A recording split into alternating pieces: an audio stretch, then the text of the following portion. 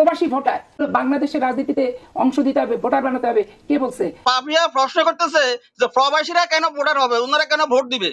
এই দেশটা কি আমার বাপ দাদার নাকি? প্রবাসীরা কি অবদান রাখে না বাংলাদেশে? প্রবাসীরা যে অবদান রাখে, আপনার কি অবদান আছে বাংলাদেশের জন্য? বিএনপি যে সবকিছু না না করে, এই না না বিএনপি না করবে।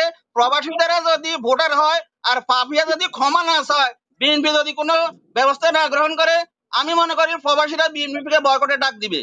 ভদ্র মহিলা যে পাপিয়া যে কথাটা বলতেছিল যে প্রবাসীদেরকে নিয়ে, তো তার মাথায় কি সেই সেন্সটা নাই যে তারেক রহমান তো গত 17 বছর ধরে এই বাংলাদেশের বাইরে, সে কি বাংলাদেশের রেমিটেন্স যোদ্ধা না? তো তাকে তো একই কথা বলা হইলো, তাই না?